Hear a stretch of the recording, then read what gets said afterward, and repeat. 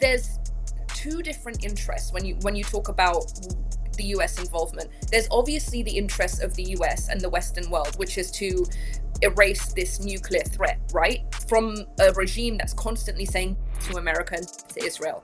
And from that perspective, Israel has been fighting America's war for a long time by acting as a buffer against all these Islamist jihadist groups, right? Because once Israel's down, obviously America's next. And so I think, in terms of the US's best interest, it's obviously in the best interest of the US to contain that nuclear threat, hands down. And anybody who says otherwise, I mean, at this point, it's just suicidal. Like and subscribe to the channel, hit the bell to get notifications anytime I go live and make a video. Y'all already know what to do. Let's get into this. From what was told to me in my notes is that you are a person who is supportive of Israel and you understand the conflict that's going on in Iran from being an Iranian or from Iran, and also the conflict that's going on in Gaza. So what's your thoughts on Israel's approach to the Islamic terrorists and the threat of Islam from Iran and also from Hamas in Gaza? So it's really important to see all of these things as connected. And since October 7th, this is exactly what I've been trying to show people. So let's just start with the Islamic Republic that's in Iran now. Okay, so this regime comes to power in 1979 through a revolution. And once this regime is established, it tells us that its foundational doctrine is to America, to Israel, and a desire to expand and export its revolution out to the rest of the world. So the entire world would be under something that's called, well, either a caliphate or an emirate. So this is it's another way of saying that the whole world would submit to Muslim rule. So in furtherance of it's something that's called velayat faqih. The Islamic Republic system is called velayat faqih. So in trying to export that out to the Middle East and the rest of the world, they engaged these proxies like Hamas, like Hezbollah in Lebanon, like Houthis in Yemen, right? And one of the main things that they need to achieve before they can establish this domination is the eradication of Israel, because Israel is the one Jewish state that disrupts the Islamic hegemony in the region, right? How are you gonna bring this entire Islamic region where you have this tiny Jewish state? That's a huge problem. So, and just like they say to the United States, because that's a huge problem to expand to the West, right? So their entire objective has been to destroy this Jewish state. That's why they created Hezbollah right on the border of Israel in Lebanon, and they have Hamas in Gaza right on the other border, right? And then you have the Houthis in Yemen, and they're all firing at Israel. And so because the Western world has no idea who the Islamic Republic are and what their objective is, they look at this war in Gaza, which is obviously devastating. It's obviously horrible. So many innocent lives lost, but they don't understand why this is happening. They don't understand that Hamas is intentionally burying itself in civilian populations. They don't understand that this is a war that's very existential, not just for Israel, but for the Middle East and the world. Let me tell you something. I believe with all of my heart that every life has value. That's why I proudly stand with Save the Storks. They don't just talk about being pro-life, they live it. They are Life Army, meeting women where they are and showing compassion, truth, and hope before it's too late. Right now, there are 108 mobile medical units or stork buses across the country reaching women before they make a devastating choice or attempt their own abortion. These buses offer ultrasounds, counseling, and real support, giving moms the chance to choose life. But the mission needs you too. We're raising $500,000 to build and place multiple stork buses in Charlie's honor, and each one will be named after Erica Kirk as they travel across the country fighting for life. We need everybody to give generously and to stand up and to be part of something bigger than themselves. And for every gift of $50 or more, you will receive this free Life Army t-shirt. Join me in the Life Army. Together, we can help more moms, save more babies, and change more futures. So go to SaveTheStorks.com/Tatum or scan the QR code on the screen now to donate. And so because the Western world has no idea who the Islamic Republic are and what their objective is, they look at this war in Gaza, which is obviously devastating. It's obviously horrible. So many innocent lives lost, but they don't understand why this is happening. They don't understand that Hamas is intentionally burying itself in civilian populations. They don't understand that this is a war that's very existential, not just for Israel, but for the Middle East and the world.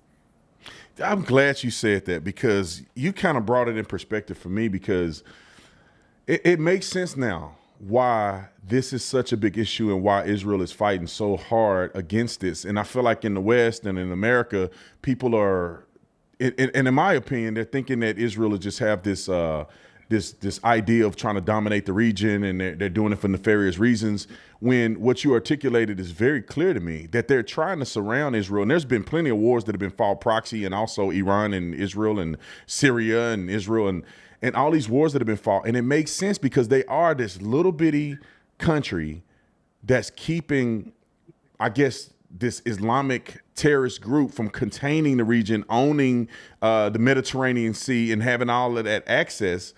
And it's interesting that you said that. So with that being said, what's your opinions on America's involvement in Iran? Because I think that we should be helping Israel, and Israel has done their part, and we helped them finish the job because that's in the best interest of us. Yeah. What's your thoughts on that? Yeah, so, and let me just back up what you're saying. When people say, oh, Israel is some whatever, they think that they want to take over the entire Middle East, whatever, you have to look at Israel's history and see how many times it has engaged in peace treaties with other countries. Like, for example, during the 6-Day War, you had 5 Arab countries declare war on Israel. Again, it's always just defending itself from this constant threat.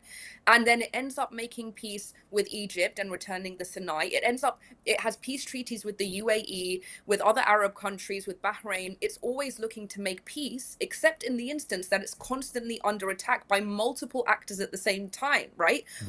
People are like, look how many wars Israel has started.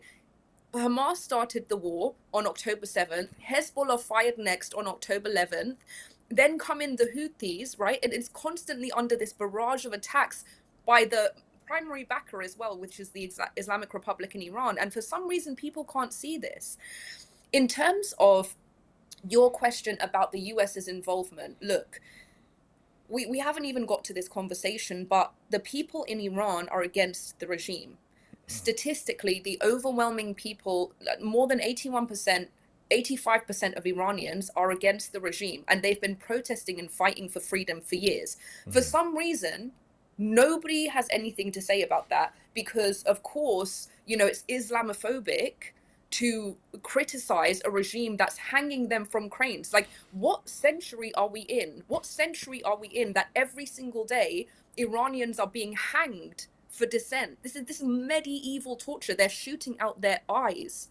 They're being raped. It's so insane that anybody just has nothing to say about that, but they have so much to say about everything else.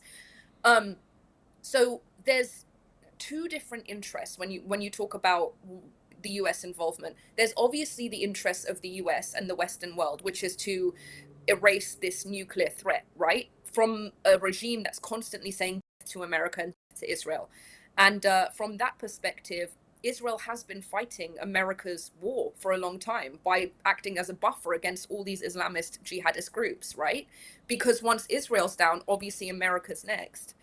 And so I think, in terms of the US's best interest, it's obviously in the best interest of the US to contain that nuclear threat, hands down. And anybody who says otherwise, I mean, at this point, it's just suicidal. In terms of the Iranian interest, because they want to get rid of this regime, their hope, obviously nobody wants war, nobody likes war, it's scary, it's dangerous. But what they hope is that the regime would be so weakened by all of these strikes that they can topple the regime themselves and have, a democratic government in its place. And that's exactly what I've seen from people that speak on behalf of Iran, because they can't talk. They are state-run media. You better not dissent from the government. So I have seen and heard almost through the grapevine or vicariously through other people that understand what's going on in Iran, is saying that they are actually hopeful that things go south with the government so that they can have or elect the people that they want to be liberated. The crazy thing to me is that all the people in our country, in America, that are crying liberation, liberation, liberation, They don't want the people of Iran to be liberated. They don't want the women of Iran. I watched a video the other day of a woman, and now I can't verify this because I never lived in Iran, but she was saying that if she were to catch her husband in the act, violating their marriage vows, if you know what I'm saying, and she were to kill her husband, she would be killed, put to death. If he caught her cheating and he killed her, nothing would happen. And she also went through and said that women, if they violate certain crimes, and it's pretty much anybody, but women specifically, if they violate certain crimes and they're guilty and they're sentenced to be hung, that if they're a virgin, they can't hang a virgin, so they have to take advantage of her first, rape her, and then hang her after that. And the barbarism of just thinking about that existence should be enough for people in the West to say, no, I hope to God that we stopped them from getting a nuclear weapon. And I hope that we don't have to fight the war, but I hope that they do have a regime change, which is what Trump said. But I want to hear your thoughts on anti-Semitism, because I used to think that anti-Semitism was like racism, right? And in part, it's like that to a certain degree. I mean, people overuse it, right? Everything is racist, then nothing is racist. Everything is anti-Semitic. But nowadays, I'm starting to see from a lot of conservatives, from a lot of other people who are pundits on television, who are having or displaying what I believe is true anti-Semitism, which is this blind hate for the Jews. So what's your thoughts on anti-Semitism? Do you think it's legit? Do you think there's some there? Yeah. Oh God, I think so much. I mean, I honestly, when I started speaking up about this on October 7th, I'm such a sort of nuanced and detail-oriented person. I'm not the person that jumps in to say like, oh, racism, this. And so a lot of Jews kept saying to me, this is all about anti-Semitism. And I was like, I'm sure it's not all about anti-Semitism, but the more I dug and dug and dug, I was turning over every single rock, every single stone. And then by 6-7 months in, I was like, oh my God, this is really just all anti-Semitism. And when you look at the patterns throughout history, where we are right now is so scary because it mimics exactly every pattern in history before the worst case scenario. It's the same thing that happened in Nazi Germany. You had this regime that was like, everything is, the fault of the Jews, everything is the fault of the Jews. And then people rallied behind this regime and it ended up being in World War II. And so now you're seeing a very, very similar trend where we have, the social justice warriors and the humanitarians of our time being so anti-Israel that they're now linking arms with terrorists and jihadists and extremists because they're freedom fighters that are resisting the Jews. And so what we're seeing is exactly what's always happened in all of history. You are now allying with the worst humans on earth because you're so anti-Semitic at this point, and you think that that's why they say it's first the Saturday people, then the Sunday people, right? Because what you do is that you bring these jihadists in by saying, they're freedom fighters, resistance, whatever, and then they kill the Jews, and guess what? They're going to kill you next too, because they don't care about Christians either, and they don't care about any other religion. So what my primary fear of anti-Semitism is, yes, number one, it is a death cult that seeks to kill Jews, but it's also a death cult that kills us all next. And this is exactly what wokeness has turned into, which is why I call it inclusive terrorism. Right. I'm glad you said that. You make so much sense. I almost feel like you put this stuff together so well and more eloquently than I can.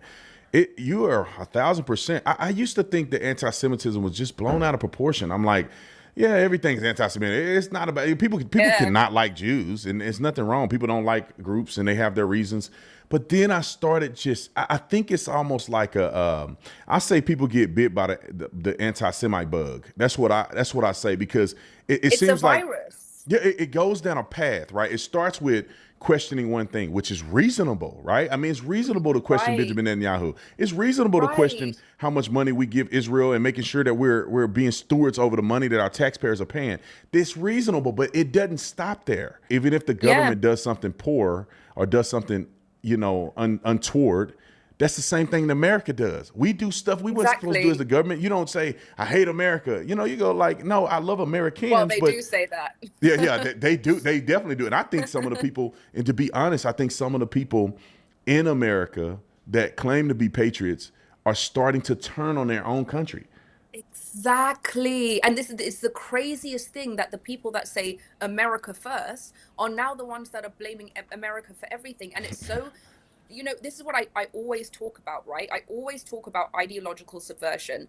And it's the same master plan that came from the Soviet Union that is now being replicated by the jihadists. The plan was always to convince Westerners to hate themselves so much that they would tear down their own society and create a power vacuum for them to step in. And it's so unbelievable because the whole ideological subversion campaign from the Soviets was literally decades and decades of flooding us with all of this misinformation and anti-Westernism, which they would call, oh, this is anti-imperialism, anti-capitalism. Meanwhile, they were the biggest imperialists in the world. It was all just a grift, right? And the Islamic Republic, the jihadists are doing the same campaign where they're trying to convince, through subversion, they're trying to convince the Western world to hate themselves. And so when people come out and they're like, the West is the source of all evil, the US is the source of all evil, it's like, have you ever left the US to know how much evil there is out there? You want to talk, the US is one of the best places in the world for liberation, for freedom, for free speech, for freedom of religion. You people wouldn't last a single day in Afghanistan or Iran. And the way that they talk about the Western world is so unbelievably out of touch. It's just, and they don't see that the way that they're talking about it is actually going to bring, it's going to bring harm over time, because you're collapsing our values. You're collapsing the values of the liberal democracies that we have by supporting people who don't like free speech, who don't like freedom of religion, who don't like any of these things. I really wish that we can fix this to some degree, because I do see your point. I mean, the infighting is here. These leftist lunatics that are on campus, they hate Jews, they hate America. And then it's sad because some of the people on the conservative side are beginning to turn on America over Israel. And they begin to, say negative things about Donald Trump and that he's bad because he's supporting Israel to a certain degree. And I'm afraid that those two factions could come together a lot closer than they should. We are not the same. Gazans, a lot of them may be good people, but Hamas is an evil terrorist organization. And we know their tactics. We know how they fight dirty. They literally still have people that are kidnapped at this point. They still have people in their country kidnapped. And we know that they hide under buildings and they put their citizens out there. And we know that a lot of those citizens potentially would die for the cause. Right? They would say, I'm a martyr for my faith, and I'll stand in this building, or I'll stay behind when the evacuation notice is had, because this is going to further help us in the long run and help the faith in the long run. They will die for their faith. Suicide bomb. I mean, you name it. And Iranians will, not Iranians, but I say the regime in Iran will do the same thing. And I don't know why people are getting tricked by this.